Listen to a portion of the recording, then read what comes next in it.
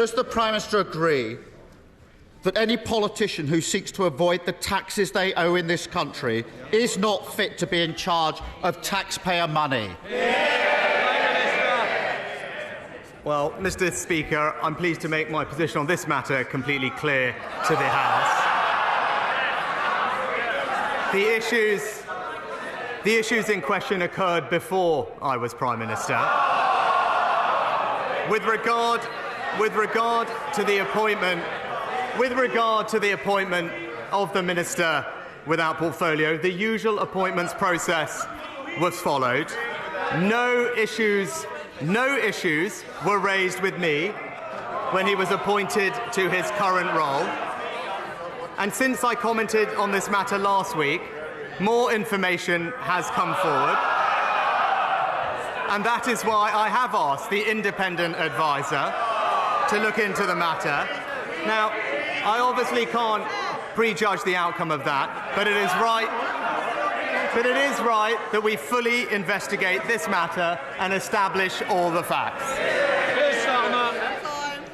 Mr. Speaker, he avoided the question. I think anybody watching would think it's fairly obvious that someone who seeks to avoid tax can't also be in charge of tax. Yet, for some reason, the Prime Minister can't bring himself to say that or even acknowledge the question. Now, last week, the Prime Minister told this House that the chair of the Tory party had addressed his tax affairs in full and there was nothing to add. This week, after days of public pressure, the Prime Minister now says there are serious questions to answer. What changed? Prime Minister. Mr. Speaker, I know he reads from these prepared sheets, but he should listen to what I actually say.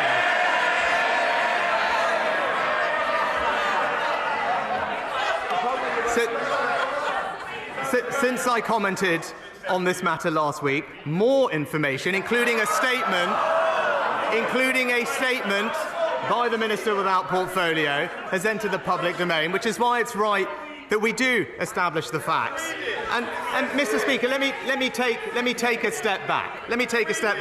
Now, of course, the politically expedient thing to do would be for me to have said that this matter must have been resolved by Wednesday at noon. But I believe in proper due process. That's why I appointed an independent adviser, and that's why the independent adviser is doing his job. But the opposition can't have it both ways. The shadow leader, also his party chair, both urged me and the government to appoint an independent adviser. And now he objects to that independent adviser doing their job. It's simple political opportunism, and everyone can see through it. We all know why the Prime Minister was reluctant to ask his party chair questions about family finances and tax avoidance. But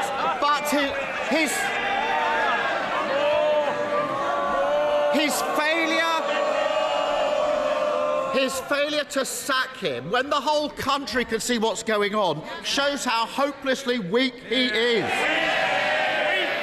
A Prime Minister overseeing chaos, overwhelmed at every turn.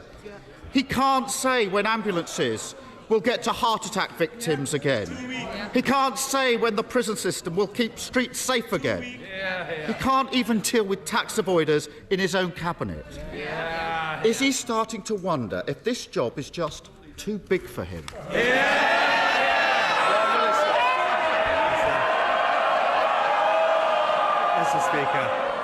Mr. Speaker, the difference between him and me is that I stand by my values and my principles even when it is difficult.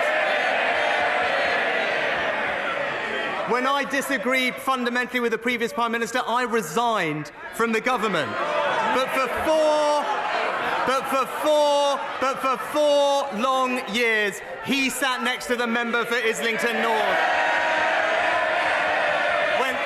When anti-Semitism ran rife